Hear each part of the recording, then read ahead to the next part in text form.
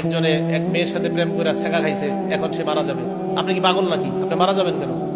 আপনার এই জীবনের দাম কাবা শরীফের চেয়ে বেশি, আর আপনি মারা যাইতে চান? আরে এটা কেমন কথা? রিডিকিউলাস ম্যাটার, তা হাস্যকর ব্যাপার। মারা যাওয়া যাবে না, নিজের জীবনকে নষ্ট করা যাবে না। এই ব্যাপারে তাদেরকে মৌলিক 4টা সাজেশন দিবেন। বলেন, যারা হতাশাগ্রস্ত, আমাদের মধ্যে আপনাদের মধ্যে যারাই হতাশাগ্রস্ত, মৌলিক কয়টা আমল? 4টা। 1 নাম্বার জিক্রুল্লাহ, আল্লাহর জিকির করা। জোরে বলেন, কি করা?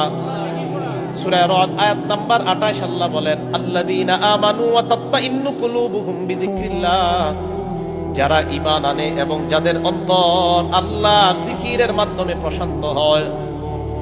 আলা শোনো, বিযিকরিল্লাহি তাতমাইন্নুল কুলুব, আল্লাহর জিকিরের মাধ্যমে অন্তর প্রশান্ত হয়। বলেন সুবহানাল্লাহ।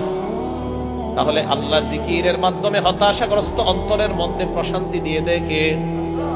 আপনার মনে অনেক টেনশন, মসজিদের এক কোনায় নামাজের পরে বসে যান, বসার পর আস্তে আস্তে পড়া শুরু করেন সুবহানাল্লাহ, আলহামদুলিল্লাহ, লা ইলাহা ইল্লাল্লাহ, আল্লাহু আকবার, অথবা যা পারেন আস্তাগফিরুল্লাহ, লা হাওলা ওয়ালা কুওয়াতা ইল্লা বিল্লাহ।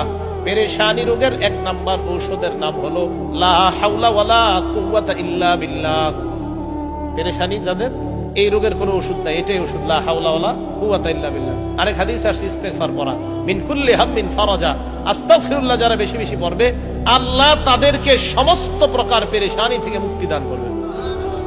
তাহলে জিকির করা, কি করা? জিকিরের মধ্যে শ্রেষ্ঠ জিকিরের নাম হলো তিলাওয়াতুল কোরআন, আল্লাহর কোরআন তেলাওয়াত করা। কি করা? সবাই বলেন, কি করা?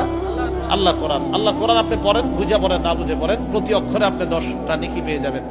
তিরমিজি শরীফের 2909 নম্বর হাদিসে নবীজি বলেছেন, খায়রুকুম মান তাআল্লামাল কোরআন ওয়া আল্লামা, তোমাদের মধ্যে যে কোরআন শিখে অন্যকে শিখায়, সে দুনিয়ার শ্রেষ্ঠ। আমি নবী ঘোষণা দিয়ে দিলাম।